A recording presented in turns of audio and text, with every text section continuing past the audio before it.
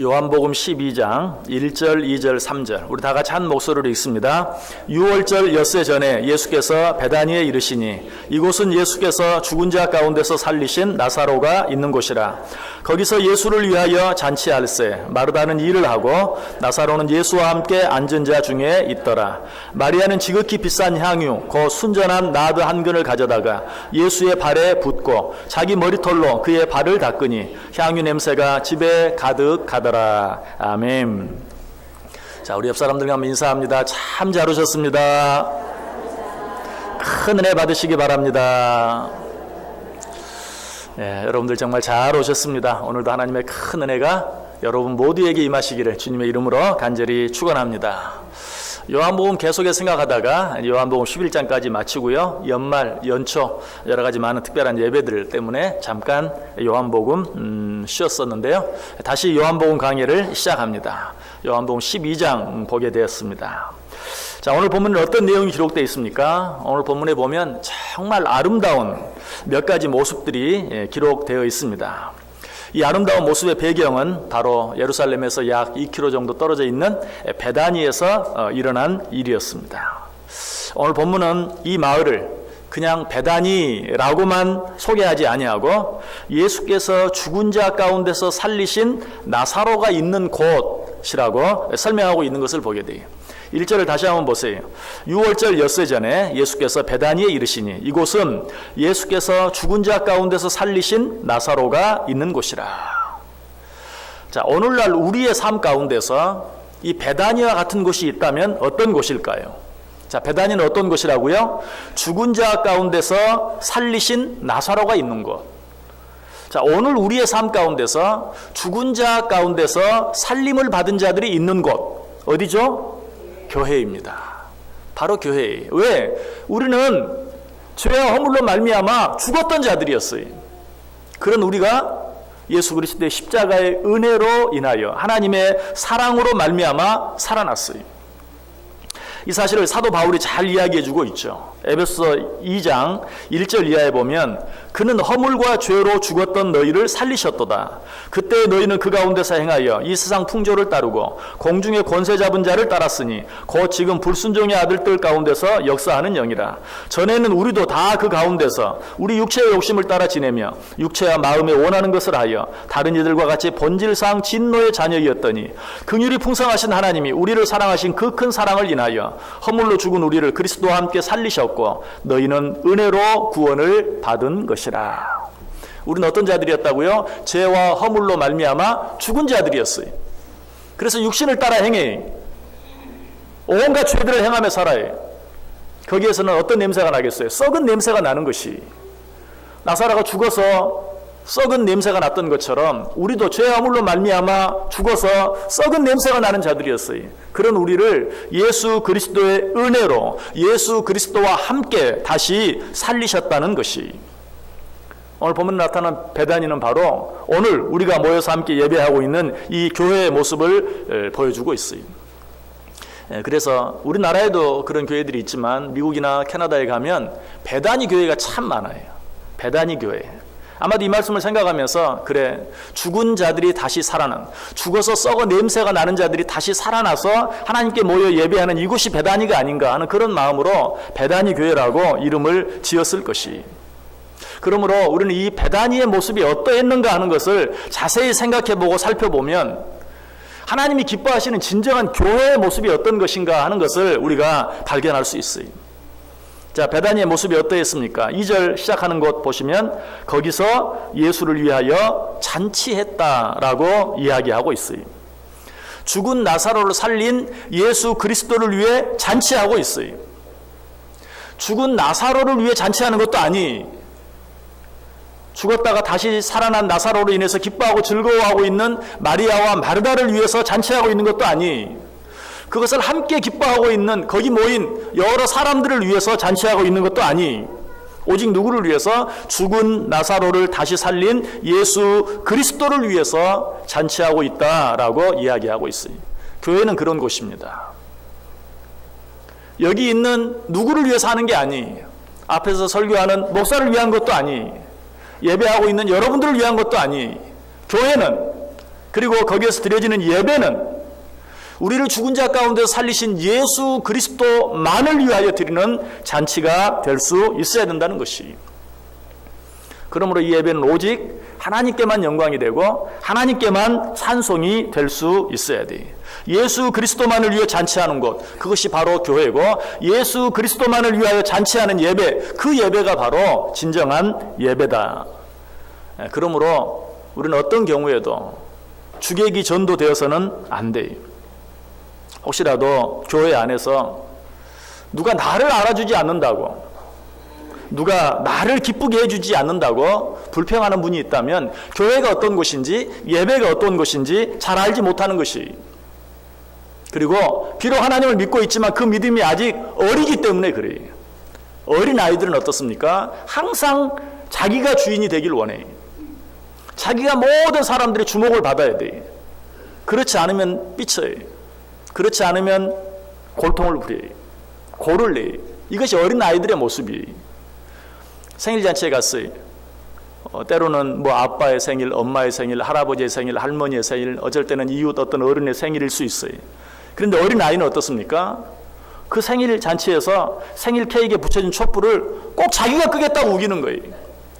그걸 못하게 하면 어때요? 고를 부리고 막 땡깡을 부려요. 왜 그렇죠? 어린 아이기 때문에 그래요. 교회 안에서도 마찬가지. 나를 알아주지 않는다고, 나를 주목해주지 않는다고, 나를 기쁘게 해주지 않는다고, 그것 때문에 원망하는 사람, 불평하는 사람이 있다면 어떤 사람이? 아직 어린 사람이 예배가 무엇인지, 교회가 어떤 곳인지 잘 알지 못하는 자들이, 이런 우리들을 향해서 바울 사도는 말합니다. 고린도 10장 31절, 그런즉 너희가 먹든지 마시든지 무엇을 하든지 다 하나님의 영광을 위하여 하라. 먹든지 마시든지 무엇을 하든지, 먹는 것, 마시는 것, 그 외에 다른 어떤 것까지라도 다 하나님의 영광을 위해서 해야 한다면 예배는 어때요? 말할 필요가 없죠.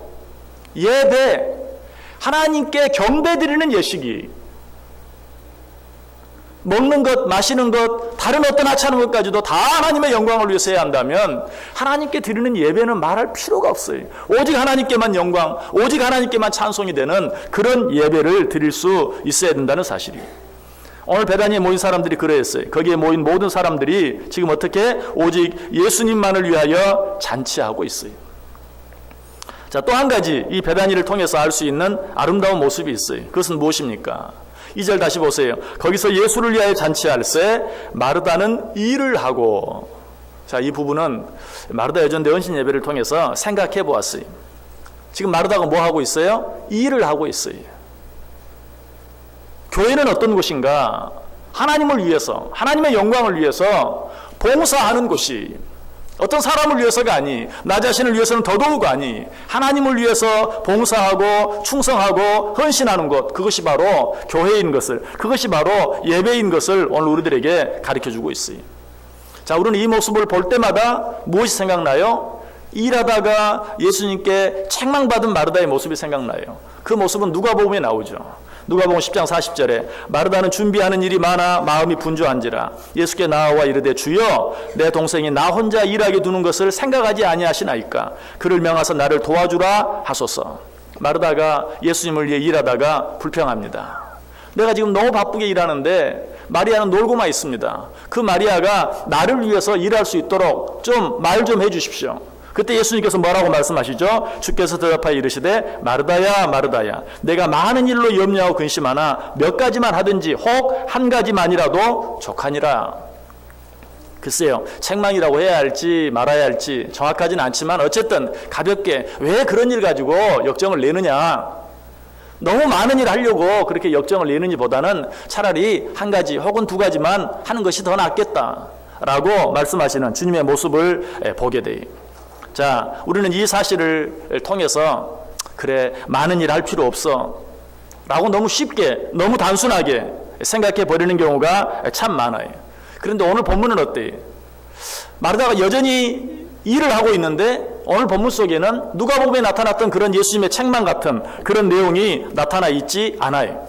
제가 이 말씀을 시작하면서 뭐라고 말씀드렸죠? 오늘 이 모습은 오늘 본문에 나타난 여러 가지 아름다운 모습들 가운데 하나다. 예수 그리스도를 위하여 잔치하고 그리고 마르다가 일을 하고 있는 이 모습은 정말 아름다운 모습이다.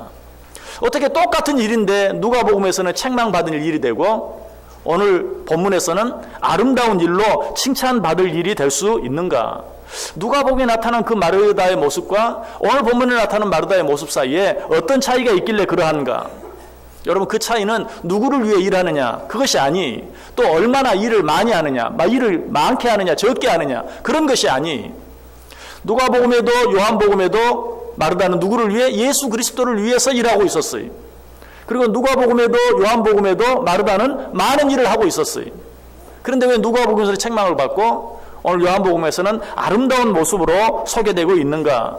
그것은 누구를 위해 일하느냐, 얼마나 많은 일을 하느냐 그런 차이가 아니라 그 일하는 방법의 차이가 있었기 때문이.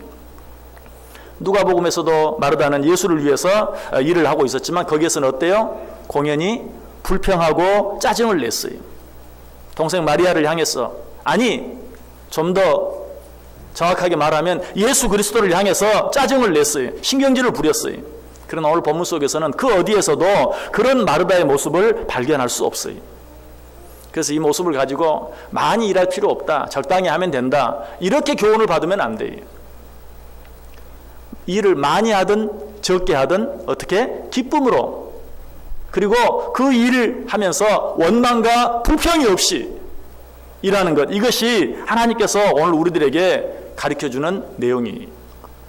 여러분, 사실 누가복음에서 마르다가 일을 하고 있는데 그때 마르다가 일을 더 많이 했을까? 요한복음에서 일을 하고 있는 마르다의 모습을 보는데 그때 마르다가 더 일을 많이 했을까? 정확히 알 수는 없어요. 그러나 분명한 것은 누가복음에서는 거기에 있는 사람이 고작 마르다 외에 예수님 그리고 마리아, 나사로 이 정도밖에 없어요. 자기 자신까지 해도 4명밖에 없었어요. 뭐 한 가족밖에 되지 않죠. 그러나 오늘 본문은 어때요? 아무리 적게 잡아도 예수님과 예수님의 12제자들과 마리아와 나사로와 그리고 죽은 나사로가 살아난 그런 일을 목격한 많은 사람들이 거기에 지금 모여 있는 것을 보아요. 일의 양으로 따지면 틀림없이 오늘 요한복음에 나타난 이 모습이 누가복음에 기록된 그것보다 훨씬 더 일의 양이 많았을 거예요. 그럼에도 요한복음에서는 어디에도 마르다야 마르다야 네가 너무 많은 것을 인해서 염려할 것이 아니라 한두 가지라도 족하니라 그런 말씀이 나오지 않아요. 왜? 오늘 본문에서는 마르다가 불평하지 않고 있기 때문에, 예수님을 향해서 또 마리아나 나사로를 향해서 짜증을 내고 있지 않기 때문에. 그럼 우리는 한 가지 더 이렇게 생각해 볼 수 있죠. 그때 마리아가 언니가 짜증을 내는 모습을 보고 아마 이때는 언니를 잘 도와줬나 보다, 그랬습니까? 전혀 그렇지 않아요. 마리아는 그때의 모습이나 오늘 요한복음 10장의 모습이나 변함이 없이 똑같아요. 3절 보세요. 마리아는 지극히 비싼 향유 곧 순전한 나드 한 근을 가져다가 예수의 발에 붓고 자기 머리털로 그의 발을 닦으니 향유 냄새가 집에 가득하더라. 여전히 마리아는 어디 있어요? 예수님의 발 앞에 앉아 있었어요. 그때의 상황과 똑같아요. 그러나 마르다는 그 일로 인해서 불평하지 않았어요. 아니, 본문을 좀 더 자세히 보면요, 마리아만 예수님의 발 앞에 앉아 있는 것이 아니라 예수님 옆에 누구? 죽었다가 살아난 나사로까지도 그 옆에 앉아 있는 것을 보게 돼요. 아마 이 모습을 보면 누가복음에서의 그런 모습보다 아마 더 마르다로 하여금 짜증나게 만들었을지도 몰라요. 그러나 오늘 본문에서는 마르다는 화를 내지 않아요. 왜 그렇습니까? 오늘 본문 속의 마리아는 죽은 나사로가 다시 살림을 받는 그 일을 통해서 정말 하나님께서 나사로를 그리고 자기들을 얼마나 사랑하는가, 예수님께서 자기 가족을 얼마나 사랑하는가 하는 것을 진정으로 보고 느꼈어요. 그 전에도 사랑한다는 걸 알았어요. 그러나 이번에는 단순한 그런 지식적인 알미 아니라 그 사랑의 감격에서 일하고 있어요. 똑같은 일을 하는데도 사랑의 감격에서 일하고 있을 때 마르다의 입에서 원망과 불평이 사라졌어요. 여러분, 우리가 하나님을 위해서 무슨 일을 하든지 우리가 그 일을 하는 것이 내가 먼저 하나님을 사랑해서 하는 일이 아니라 하나님이 나를 먼저 사랑해 주셨기 때문에 하는 일인 것을 알아야 돼요.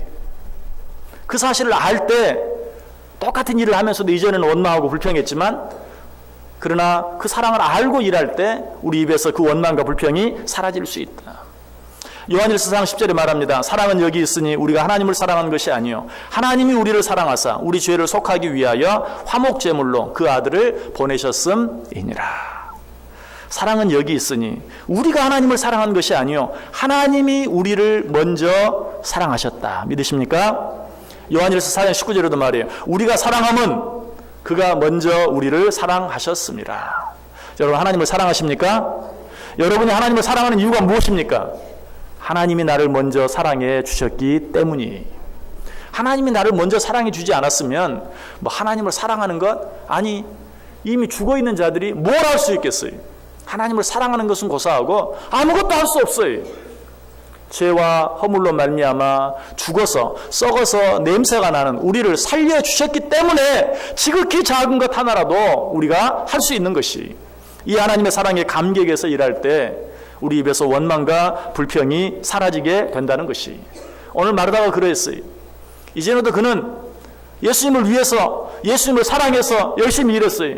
그럼에도 불구하고 자기 일을 도와주지 아니하고 자기 일이 너무 많음으로 말미암아 짜증이 났어요.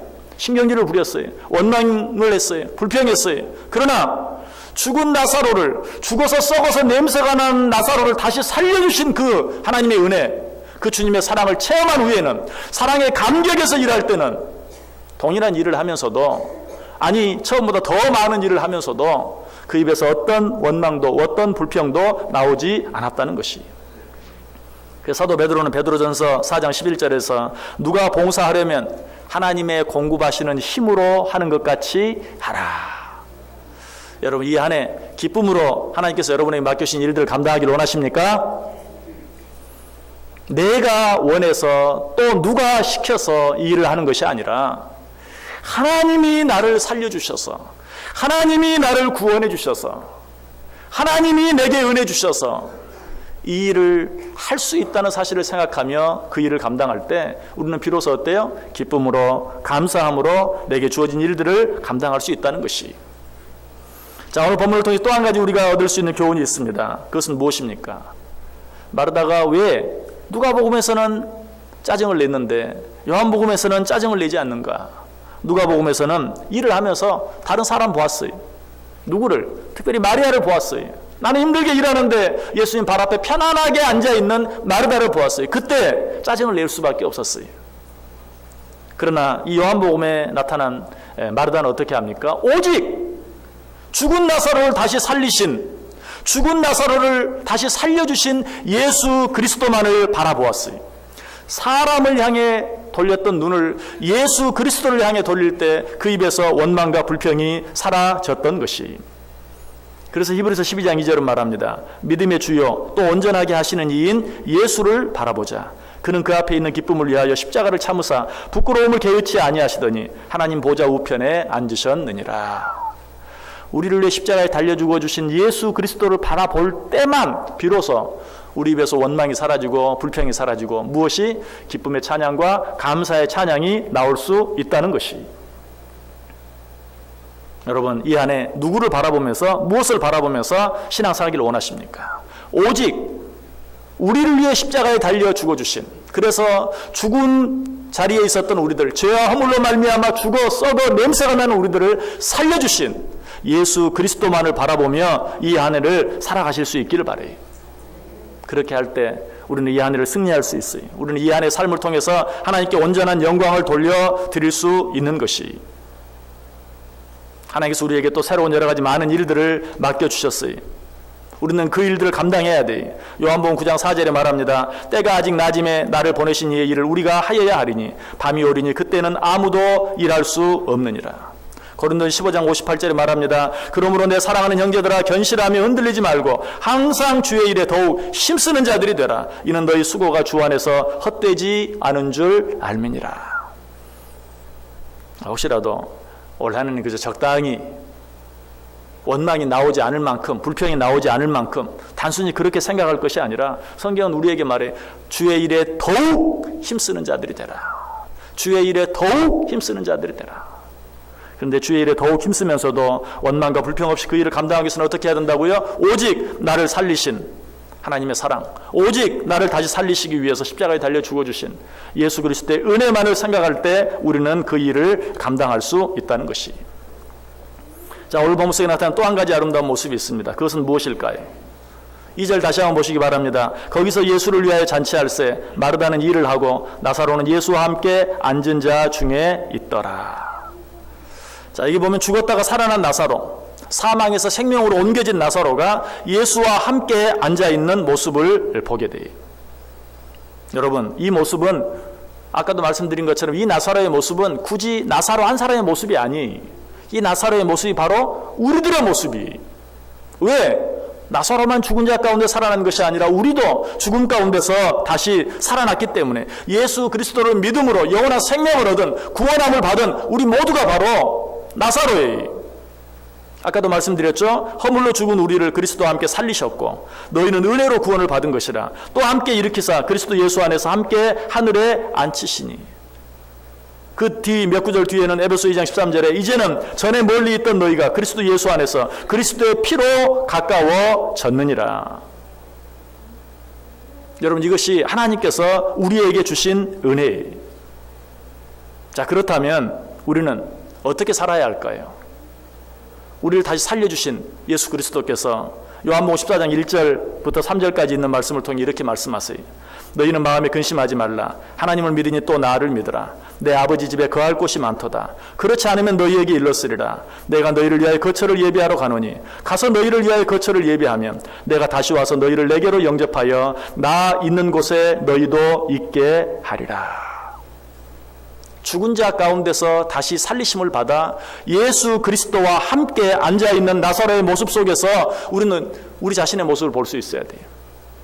지금 우리가 그 주님과 함께 있는 것을, 뿐만 아니라 남은 시간을 그 예수 그리스도와 함께 일상을 살다가 하나님께서 우리를 부르실 때 저 영원한 하나님 나라, 하나님의 보좌 우편에서 나사로와 같이 그 주님 곁에 앉아있게 될 그 우리의 모습을 생각하면서 우리는 여러 가지 힘들고 어려운 일들이 있을 때 이미 우리는 죽은 자 가운데서 다시 살아나 영원한 생명을 그런 데 있으신 주님과 함께 살아가고 있다는 사실을 생각하면서 위로를 받아야 돼. 힘을 얻어야 돼.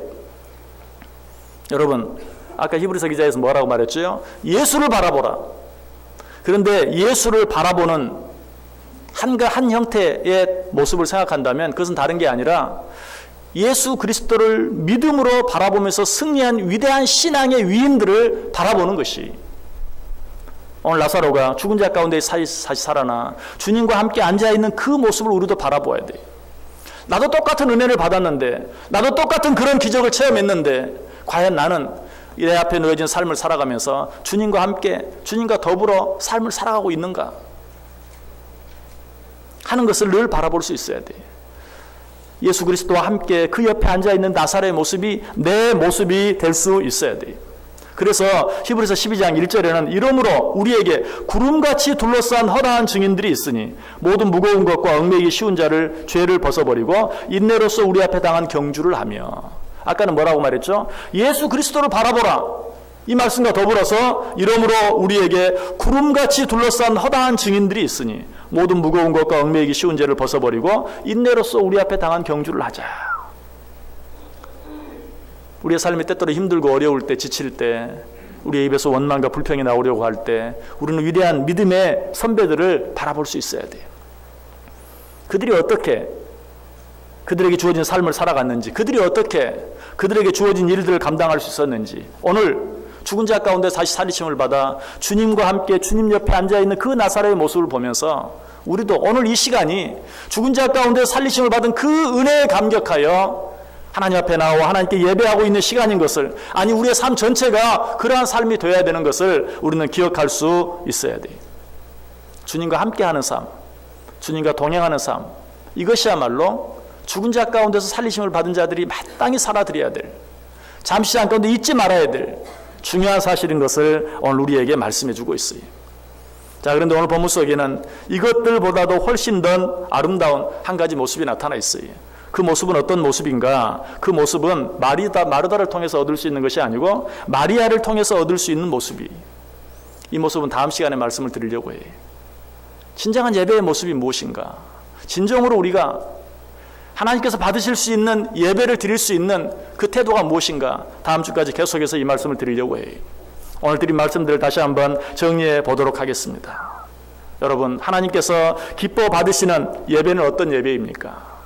하나님께서 우리에게 이미 허락해 주신 사랑의 감격에서, 하나님께서 이미 우리에게 허락해 주신 은혜의 감격에서 아버지께 드리는 예배, 이 예배만이 진정한 예배예요. 하나님께서 기뻐하시는 예배는 오직 주님만을 위하여, 나 자신이 은혜를 받는 것, 그것도 두 번째예요. 그것도 첫째가 아니에요. 우리는 하나님께 예배하면서 은혜를 받기 위해서, 전혀 잘못된 말이 아니죠. 여러분, 은혜 받기 위해서 이 자리에 나왔죠. 그러나 그것도 첫 번째는 아니에요. 우리는 가장 큰 은혜를 이미 받았어요. 가장 큰 사랑을 이미 받았어요. 사실 이 시간 이후에 아무것도 주지 않는다 할지라도 우리는 원망할 것이 없어요. 불평할 것이 없어요. 여러분, 그래서 예배를 뭐라고 표현합니까? 예배를 드린다라고 표현하는 것이, 예배는 하나님께 드리는 것이, 이미 받은 은혜와 사랑을 생각하며 하나님께 드리는 것이. 그래서 제가 전에 그런 말씀 드렸죠.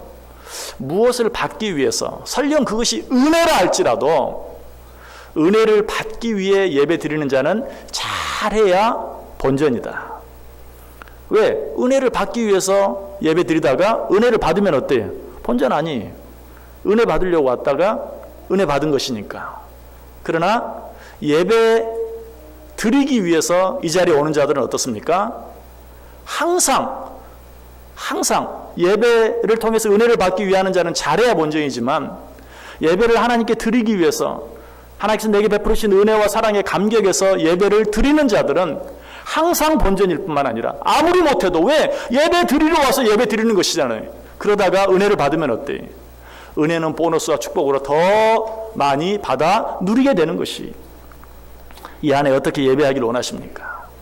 하나님 앞에 우리의 시간을 내고 우리의 물질을 드리며 우리의 정성을 드리며 하나님께 예배하는 이 귀한 시간이 정말 하나님이 기뻐 받으시는 예배가 되기 위해서는 오직 하나님께만 영광 드리기 위해서, 내게 주신 하나님의 은혜와 그 사랑을 생각하면서 그 은혜와 사랑의 감격에서 오직 하나님께 드리는 마음으로 예배함으로, 우리가 드리는 예배가 단 한 번도 실패하지 않는, 우리의 예배가 실패하지 않는 예배가 되기 위해서는 하나님께 드린다는 마음으로 드리기만 하면 그 예배는 절대 실패하지 않아요. 은혜 받기 위해서 예배하는 자는 어떤 주는 성공하지만 어떤 주는 실패할 수밖에 없어요. 그리고 틀림없이 성공하는 예배보다 실패하는 예배가 더 많을 수밖에 없어요. 그러나 실패가 없는 예배, 그 예배는 어떤 예배인가? 하나님께 드리는 예배예요. 이 예배를 통해서 하나님께서 이미 베풀어 주신 그 은혜와 사랑이 우리 가운데 더 풍성해지고, 우리가 드리는 모든 예배를 통해서 하나님께 진정으로 찬송이 되어지고 영광이 되어지는 복된 한 해 꼭 되시기를 주님의 이름으로 간절히 축원합니다. 기도하겠습니다. 사랑과 은혜가 충만하신 하나님, 감사를 드립니다. 새벽 뒤에 또 주일을 맞이하여 하나님 앞에 예배할 수 있게 하시니 감사합니다. 하나님 앞에 나올 때마다 하나님께서 내게 이미 베풀어 주신 은혜와 사랑에 감격하여 하나님께 예배할 수 있게 하여 주옵소서. 그래야 우리가 드리는 모든 예배가 하나님께만 영광이 되고 하나님께만 기쁨이 되는 복된 예배 되게 해 주옵소서. 예수님의 이름으로 기도드리옵나이다. 아멘.